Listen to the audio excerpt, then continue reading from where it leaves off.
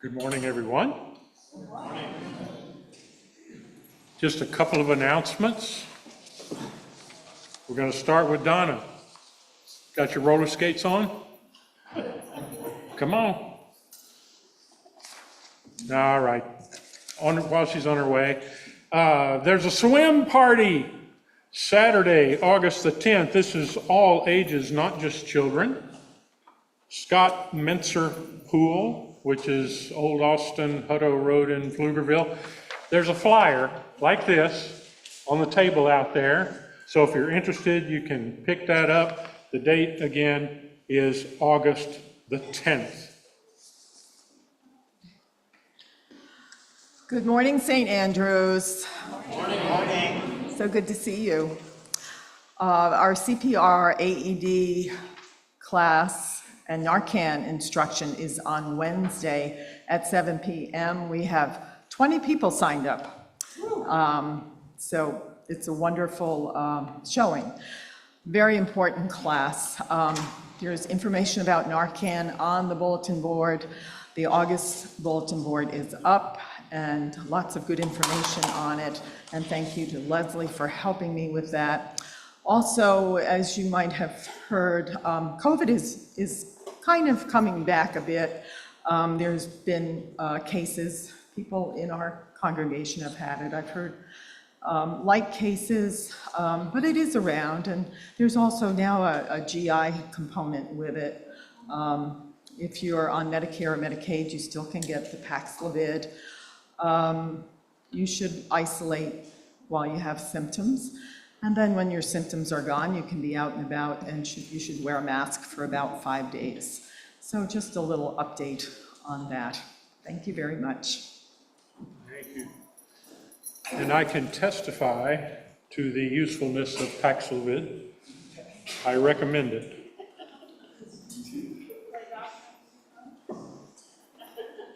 What? Play a doctor on TV. That's right. In my mind. The announcement sheet today is it blue or green? Blue. So if you didn't get a blue sheet on your way in, it's got other things that are going on here at St. Andrews. You'll be able to find one on the table as you leave. Check it out and see what's happening. Let's begin our service.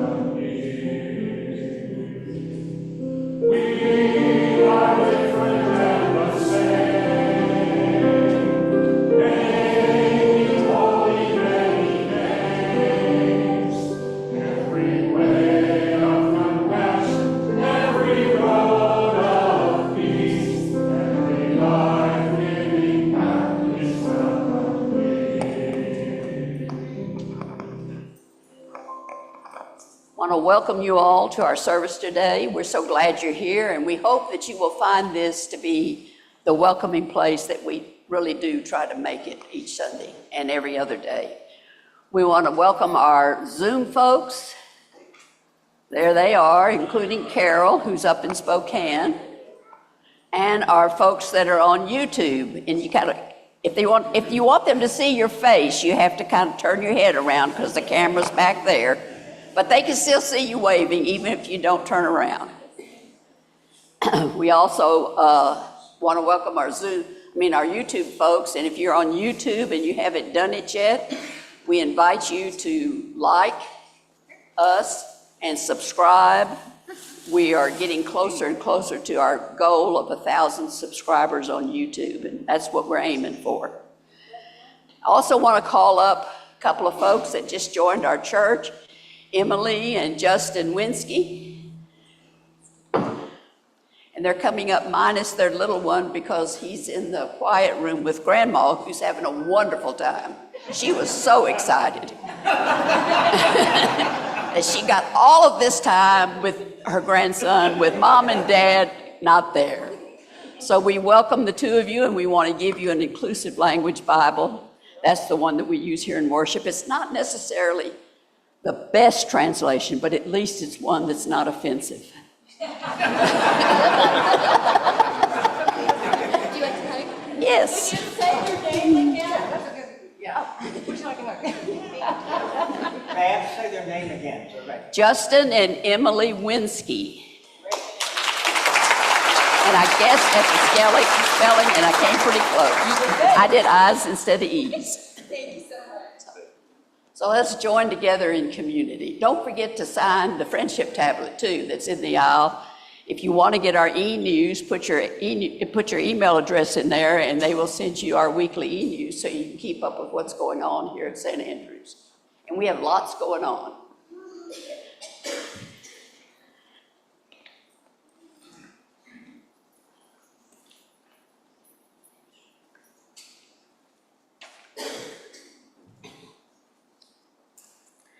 Here we remember the glory of self-sacrifice in the name of ideals that transcend our individual lives and particular ideologies. May we take from their glory what we need to transcend small and self-serving goals. Here we remember that those who have died need not have died in vain. On the altar of our broken hearts, we pledge our allegiance to the dawning of a new day when we, the children of this earth, no longer find it necessary to go to war. In the name of all that is holy, may it be so. Please rise as you're able.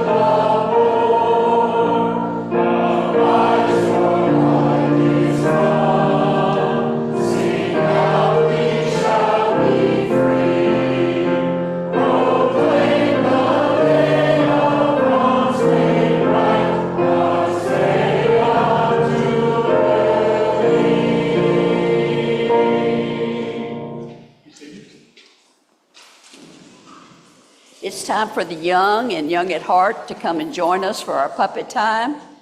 So all of the children are certainly welcome, and bigger kids also, including adult kind of bigger kids.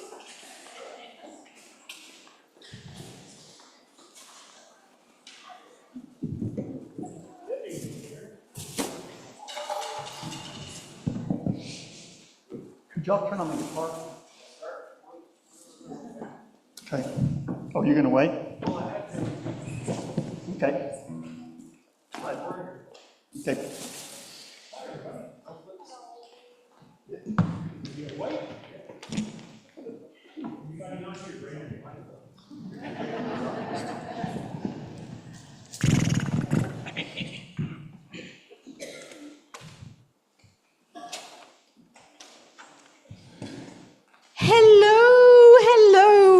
Hello, all my... Oh, yes? Did you hear? Mr. Monkey is running for president.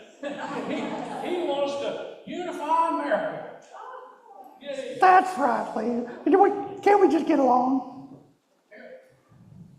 That's not what my opponent, Pete Pelican, wants. And I'm not gonna even bring up the fact that he eats from trash cans. That wouldn't be unifying. Oh, dear. Well, Marcy, if this were a press conference, what would you ask, Mr. Monkey? Let's see, Mr. Monkey. What would you do if you were president and a meteor was headed for our town right now? Well, that depends. Which side of town is it headed for? The rich side or the poor side? That doesn't matter, does it? Well, yes, it does, because if you help the poor, you just make them dependent. Well, what happens if you help the rich? Well, then you're helping the economy. So if a meteor were headed toward Earth, you wouldn't do anything. No, I didn't say that. But if a meteor headed toward Earth, the first thing I'd do would be to blame it on my opponent, Pete the Pelican. Young people, do you believe this? No. We can't all be president, but we can all do something that will change the world. Well, I've been wondering how I could change the world, because I'm just a rabbit. Well, let's help Jack out, young people. When you help people, that's changing the world, isn't it? Yeah, I guess so. When we're nice to people, it makes the world a different place. Even when you pet a dog, you're making the world a little kinder and more gentle. Let's sing a song together, shall we? We shall. We shall. All right. Yeah. Will y'all help me? Oh, yes. Do we have Mr. Monkey's drum line here? This is a song we haven't done in a while, but I think we'll do it good. The words go, I don't know, but I've been told, and then I'll say that, and you'll repeat it. I don't know, but I've been told. Love is worth much more than gold. Let love say,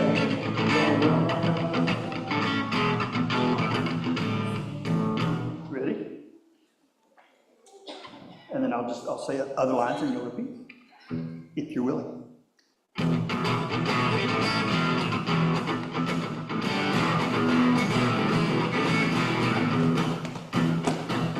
I don't know, but I've been told. Love is worth much more than gold.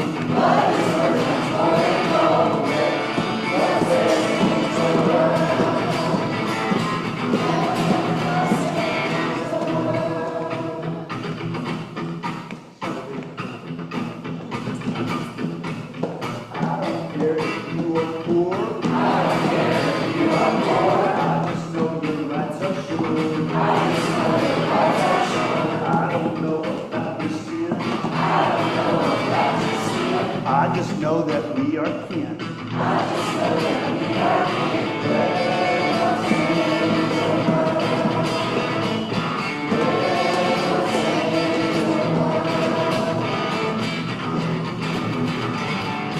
I don't care if you're gay or straight. I just know your rights can't wait. I don't know if you pray like me. I just know we're family.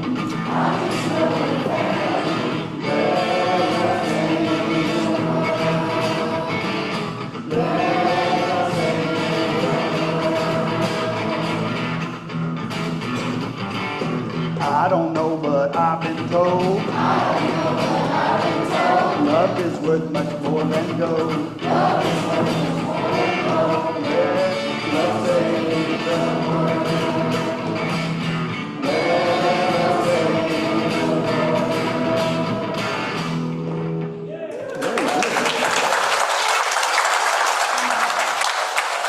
Okay.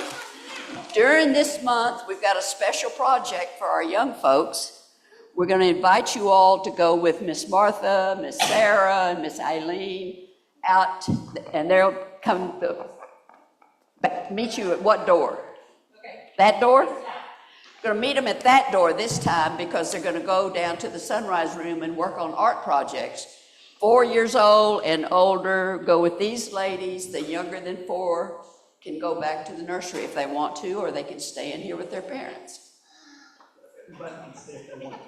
So if you want to go work on an art project, because your art is going to be displayed in the halls here in September.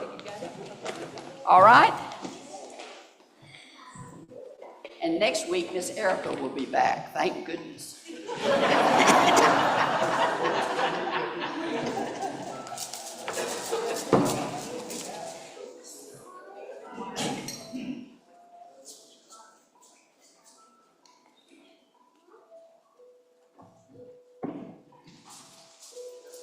As we enter into the quiet stillness of this present moment, we awaken to everything around us, without and within, as if for the first time, seeing with new eyes, with an open heart, resting in peace, flowing with joy in the loving radiance of our beloved, seeing as if from our heart with eternal eyes.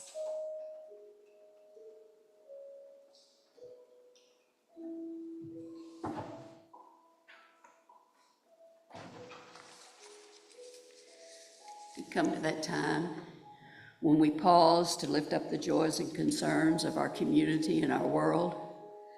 And Leslie reminds us that this is the 80th anniversary today of the day that the Frank family, Anne Frank's family, was arrested by the Germans. And that's an atrocity that I hope we never forget, so that we never let it happen again. And Bob's brother Chuck will be having surgery tomorrow, and we lift up all those that are home recovering from surgeries. Bill is now home and on hospice care, and his family is taking care of him. We lift up our friends that are dealing with chronic illnesses that is having an impact on their lives. We lift up teachers getting ready to go back to school, and we lift up all the children and youth that also are maybe a little more reluctantly getting ready to go back to school, although some of them are probably anxious for it. Destiny asked for prayers for her kidney recipient who's in the hospital last week from a resurgence of his autoimmune disease. It's the same disease that took out his previous kidneys, and so that's definitely a very stressful time for him. What I've done for our prayers is I've done a paraphrase of the Beatitudes. So it's going to sound a little bit like the scriptures you're going to hear in a few minutes, but it's definitely different wording. Blessed are the people for whom the system does not work. The poor in spirit includes all who are oppressed in body, mind, or spirit. Blessed are the people who know firsthand the loss of loved ones, the loss of a voice in our world, the loss of the power just to be fully who they were created to be. May they be offered comfort as we all work to create a system that lifts up everyone. Blessed are the people who experience the violence in our world, and yet they renounce violence, but rather embrace nonviolent ways of being as they work to change all oppressive systems in our world. Blessed are the people who tirelessly work to create systems that bring justice to our whole human family. Blessed are the people who create concrete acts of mercy, for they are making this world a better place for all of us. Blessed are the people who have an undivided heart, which embraces universal human rights for all. Blessed are the people who do positive actions for reconciliation. Blessed are the people who are unjustly persecuted because of their commitment to what is right and fair for all. And blessed are those who can find joy in the midst of sadness and sorrow, in the midst of being treated unfairly, as they work to remove injustice in every form. Amen.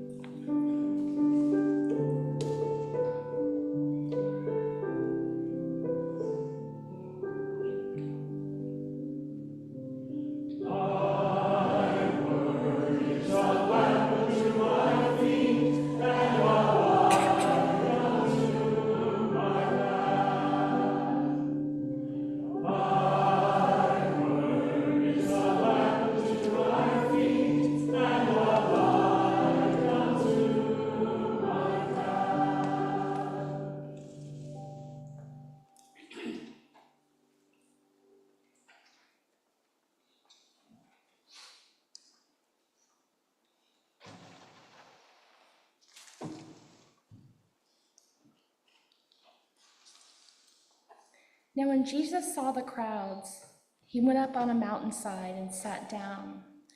His disciples came to him, and he began to teach them, saying, "Blessed are the poor in spirit, for theirs is the kingdom of heaven. Blessed are those who mourn, for they will be comforted. Blessed are the meek, for they will inherit the earth. Blessed are those who hunger and thirst for righteousness, for they will be filled. Blessed are the merciful, for they will be shown mercy. Blessed are the pure in heart, for they will see God. Blessed are the peacemakers, for they will be called the children of God. Blessed are those who are persecuted because of righteousness, for theirs is the kingdom of heaven. Blessed are you when people insult you, persecute you, and falsely say all kinds of evil against you because of me. Rejoice and be glad, because great is your reward in heaven, for in the same way they persecuted the prophets who were before you."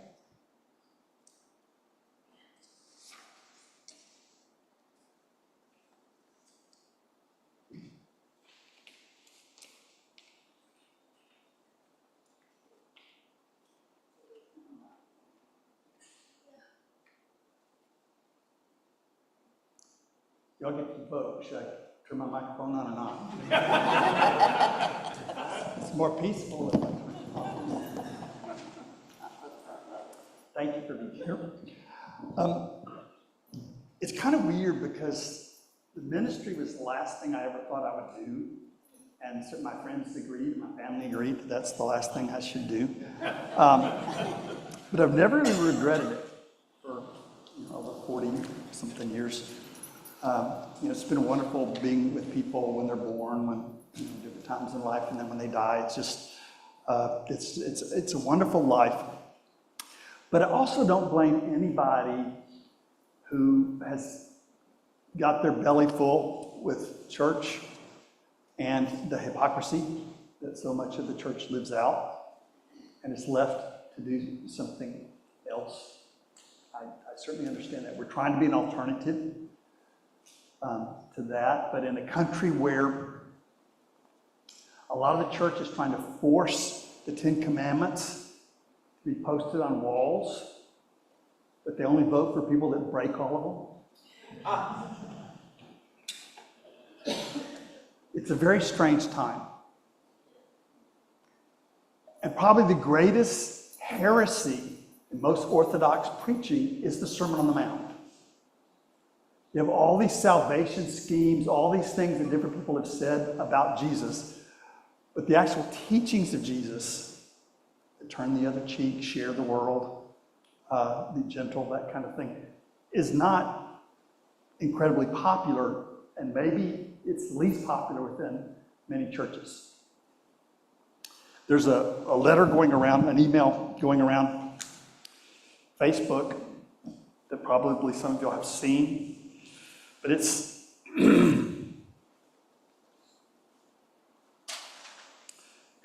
it's an open letter to the church. It's by Chris Katzler. It says, "To the church of my youth, what did you expect me to do? You taught me to love my neighbors, to model the life of Jesus, to be kind and considerate, and to stand up for the bullied. You taught me to love people, consider others as more important than myself." It goes on like that. You taught me to love my enemies, to do good to those who wish for bad things. You taught me never to hate anyone and to always find ways to encourage people. But now you call me, some of these words are a little bit stiff. You call me liberal.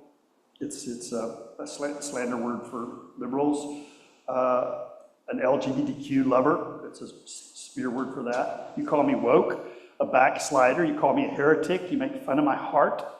You mock the people I'm trying to help. You say I'm a child of the devil. You call me soft, a snowflake, a socialist. You shun the very people you told me to help. What did you expect me to do? You hate nearly all the people I love. You stand against nearly all of the things I stand for. I'm trying to see a way forward, but it's hard when I survey all the harm, hurt, and darkness that comes in the wake of your beliefs and presence. What did you expect me to do? I believed it all the way. I'm still believing it all the way. Which leads me to wondering, what happened to you? Yeah, people drop it. Yeah. That was bad. I won't take advantage of that. And I bet most of the people in this room have had some of that same anger at the church. I was very fortunate in that early on, I ran across people who were both loving mystics and activists. So they modeled both love and social justice. Thomas Merton, Martin Luther King. Gandhi was a fan of the Sermon on the Mount. He just didn't like a lot of stuff the church does that much. The word we're going to be looking at today, blessed are those who hunger and thirst for righteousness, is mistranslated. And I think it's mistranslated on purpose. The word in Greek means justice. And through the centuries, that got translated righteousness. What does righteousness even mean? And I know what justice means, but what does it even mean? How is it measurable to call yourself righteous? So we're going to look at this verse in the light of the Jewish tradition and see that Jesus was being a lot more pointed than comes across much of the time. A lot of the things that Jesus did, remember, he lived in an occupied country. The Romans controlled the country, so he couldn't just come out and be revolutionary. But when you look up the verses that he's quoting, they're much more powerful, much more political. And remember, political just means how you live it out. Political is how we treat each other. And a religion that calls itself loving and allows for exploitation of others. A church that okayed slavery for centuries and centuries needs to sit on the sideline when the question of ethics comes up. Right? That's a disqualification. So the church needs to sit down and listen like everybody else to this teacher that's coming as a stranger to all of us. I think the first way we know that Jesus calls us to justice is that all of life is ecological, it's interwoven. So a life of personal righteousness is not appreciating the tie that binds us all together. There are a lot of people who are personally righteous, but they act as creeps to everybody else. Personal righteousness does not help. If a cell in your body took off on its own plan, and didn't serve the common body, let's make it your liver. Let's say your liver decided it didn't want to deal with impurities. It was just going to be the best organ it could be. See, that wouldn't help. Our lives have to intertwine. Life is ecological.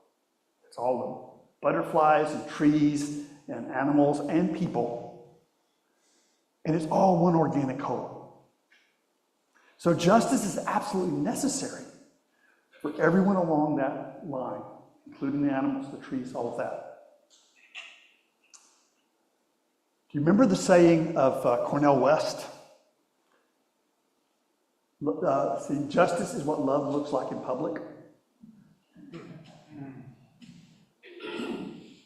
If if we lived in caves, it'd be okay to be personally righteous. But many preachers sound more like Ayn Rand than Jesus Christ. Ayn Rand was the philosopher of selfishness. You're doing your own thing. You're living your own right. If everybody's selfish enough, then the system will take us to where we want to go. How's that working out for us? It's a catastrophe, an absolute catastrophe. Jesus is right. The people who privatize Jesus are wrong. It's a problem. Well, let me show you that what Jesus is in a sense, quoting Isaiah. He quotes Isaiah a lot. This is where it starts off. People are complaining because the country's been so religious. People are fasting, they're doing religion.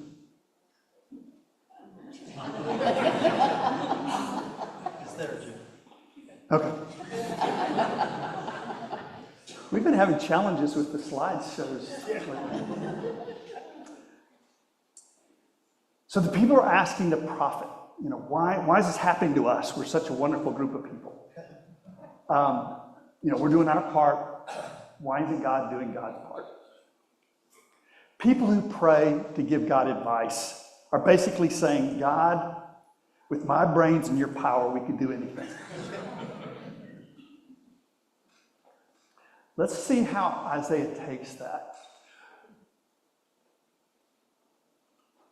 They ask me for laws that are just. They long for God to draw near. Yet they say, why should we fast if you never see it? Why do penance if you never notice? Now, if you ever meet a prophet, don't say something like that.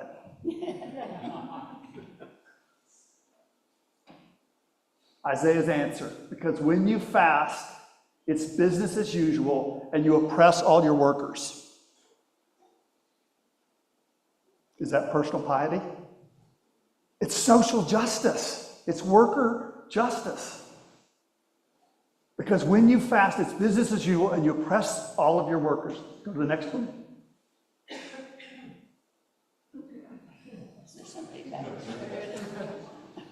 I can't oppress the workers because it would look bad.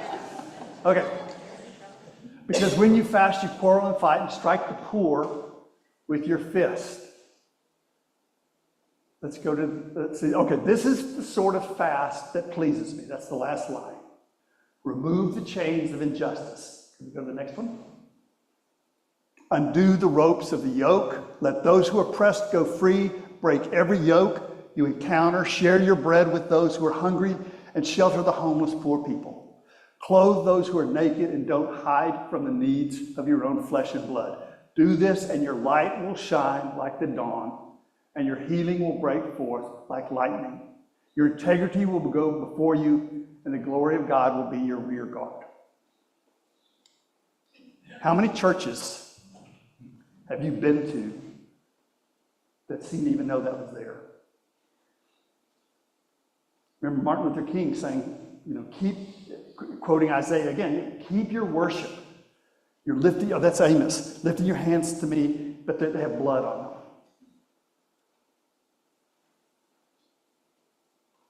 America will not be saved by putting the Ten Commandments on walls when they're not in our hearts.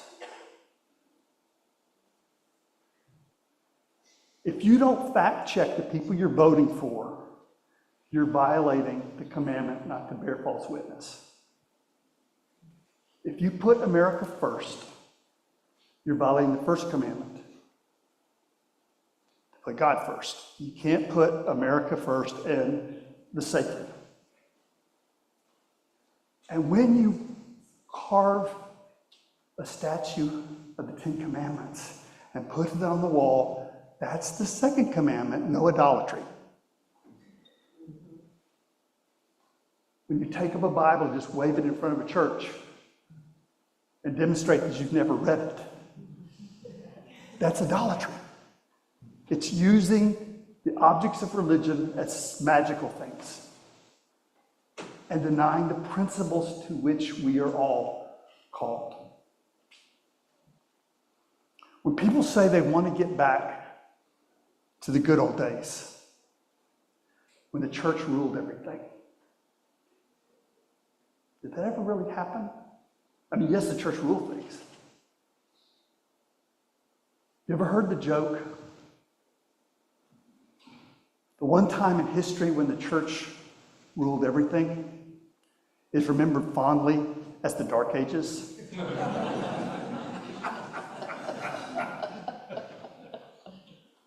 Inquisitions, crusades, you know, the good old days.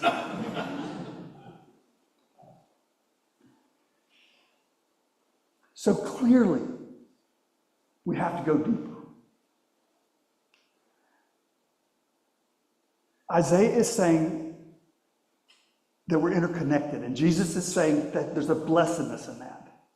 If your chest hurts because people are being mistreated, it means your heart is alive and well. So don't let that discouragement, that depression, feel like a failure to you. It means you're still alive. Reject the privatized Jesus.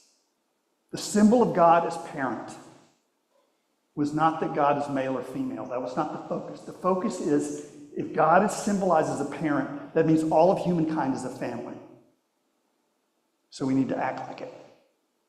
Then the second thing, I think, is because we live in an evolving universe. Nothing is permanent, all is passing.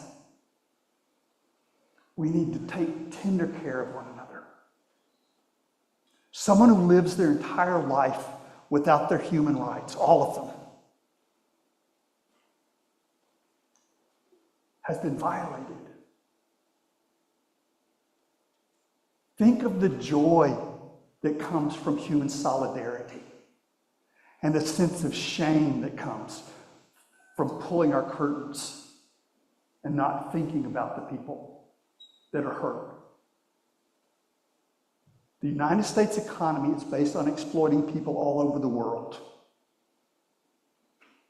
We need to look at that and see it.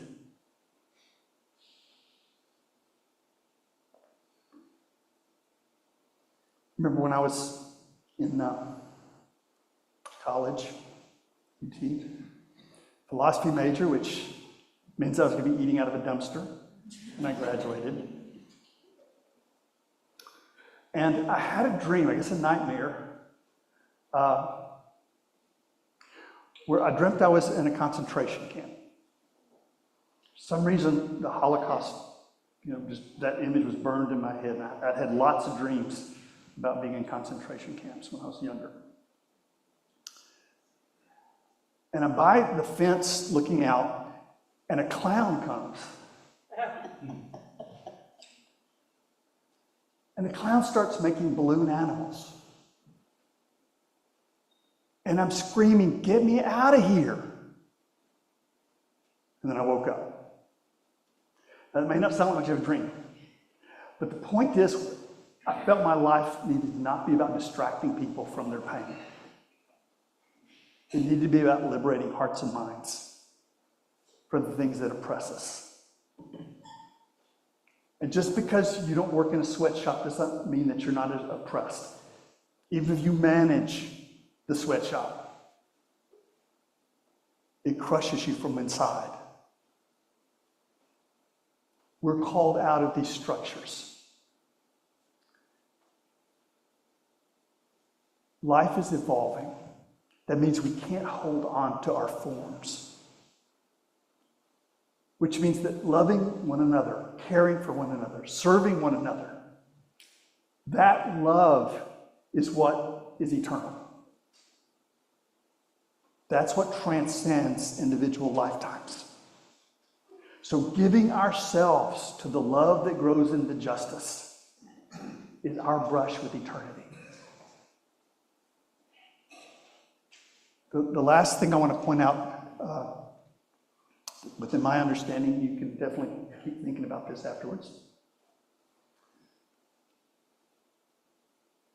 is I think Isaiah is saying that justice is what feeds our heart.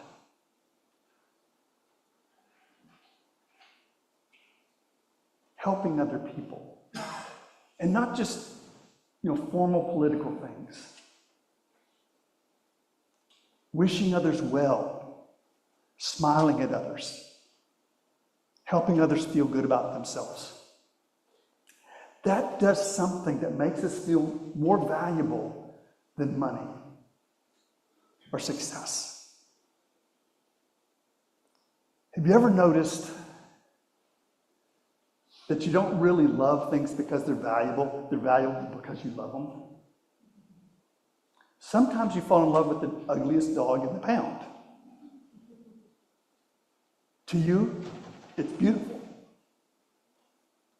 Sometimes something that nobody else values is your heart's treasure. In Buddhism, there's a kind of a saintly type guy. He's a type of a Buddha. And he goes around with a big bag, and it's filled with all the things that adults hate and disregard and children love. So it had interesting rocks and stones, things an adult would discard but a child would treasure. And it's a call to realize that the things that feed your heart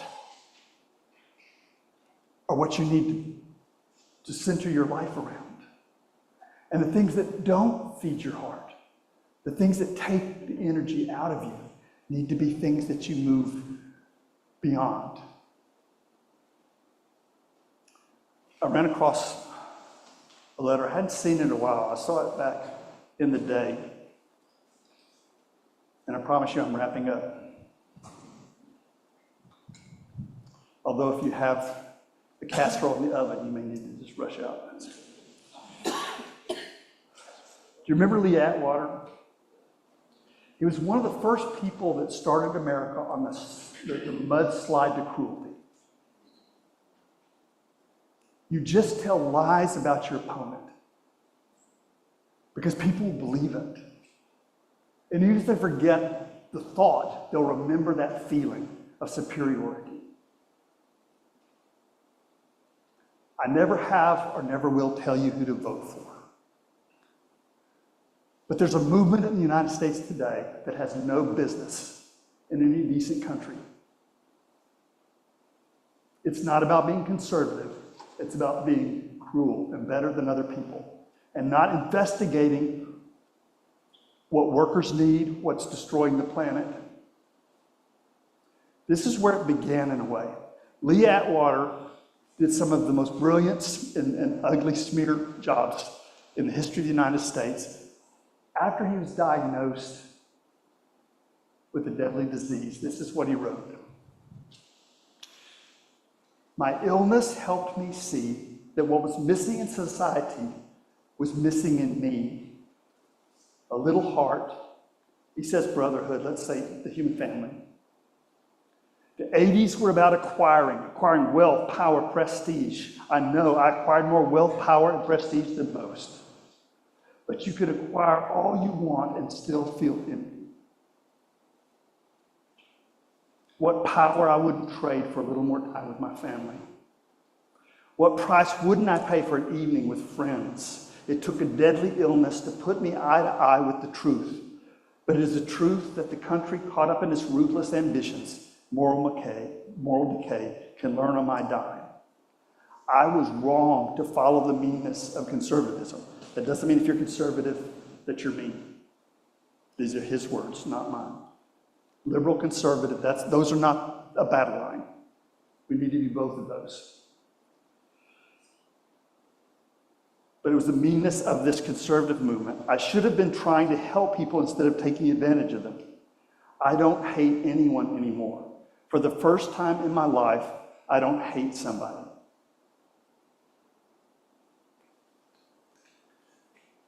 Don't you think that's what Jesus is trying to say?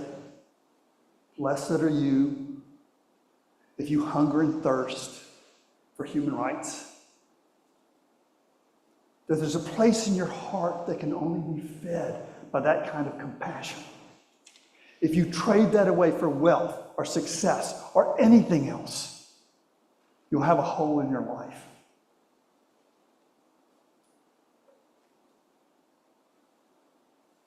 I've never regretted going into the ministry.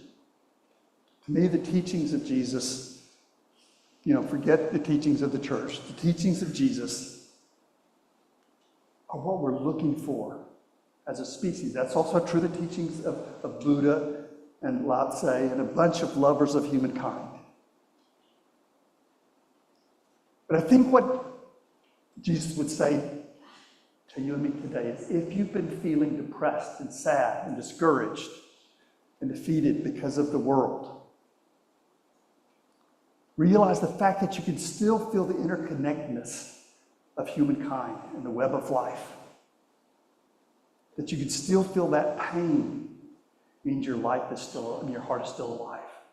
If you couldn't feel the pain, your heart would be dead. And then the fact that everything is evolving, nothing lasts, everything passes, is a call to appreciate every life and embrace every moment and work for the happiness of every person.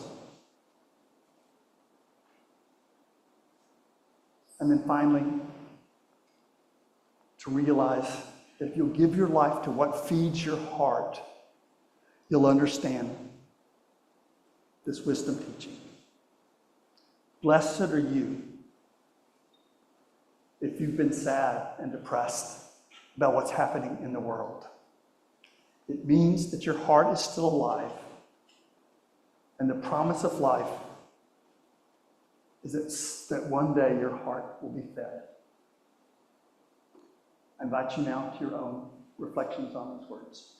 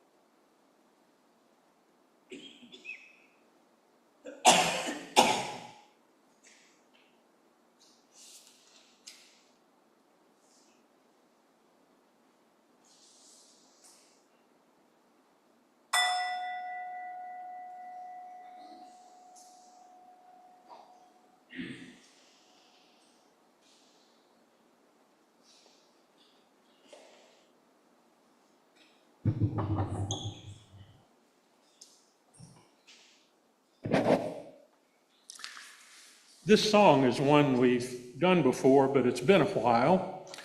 And normally on hymns, Brett plays through it, so at least you get to hear it once. But this is more of an arrangement. This is a John Denver song. And so I'm going to sing the first verse to you. And if you know it, feel free to sing along on the first verse. But you can listen. It's an easy song, and you'll be able to sing along on the other verses.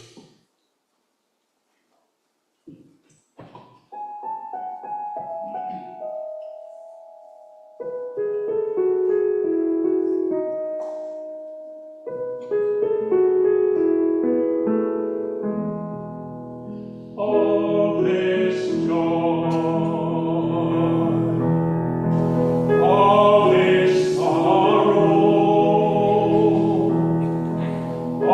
this from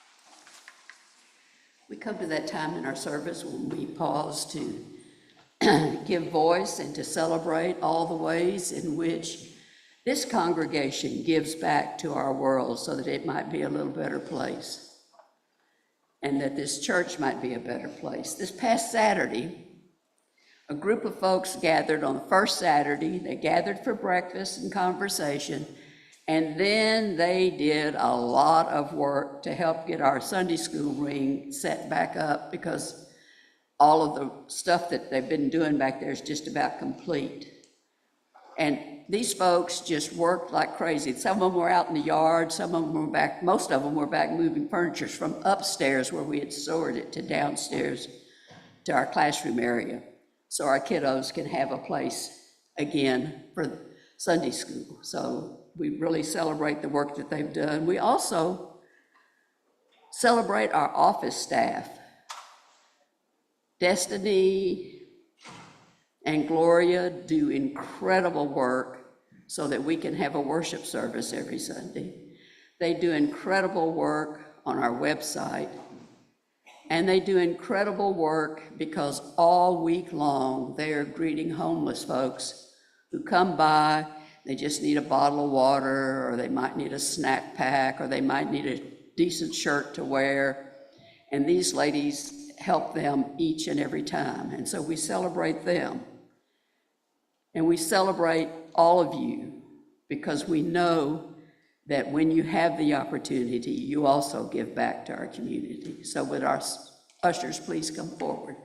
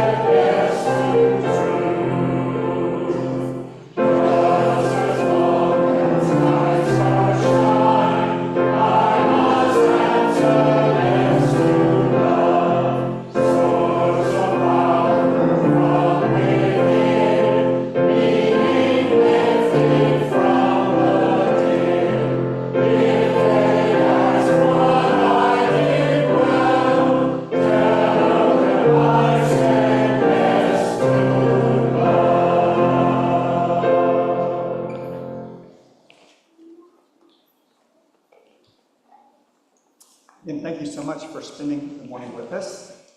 Thank you, Angela, and Michael, and Brett. That's your name, right? Yes. Thank you, that was beautiful, thank you. And David for arranging it, and the sound people, and the hospitality people that set up refreshments and things. Community is so important, and when Jesus spoke, he spoke to really discourage people, and that's the way to understand the attitudes. Our situation is nowhere near as dire, but the sickness in our culture is just as deep. And whoever wins in November is not going to correct that. We need to live as examples of a new light that calls people to a much more hopeful dawn and gives people new options for what it means to be human. So again, thank you. Please know every word, every deed, everything we do this week can be a part of sharing that light with the world. And I would remind you that each of you is a child of that wonderful spirit of love that we sometimes call God. And that spirit knows when you skin your knee or your heart. That spirit knows when you admire a butterfly or cry in the darkness.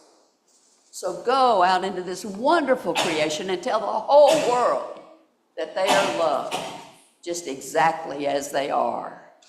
Go and kiss the hurts of this world. Go and laugh and play in the fields of grace and love. Go in peace. Amen.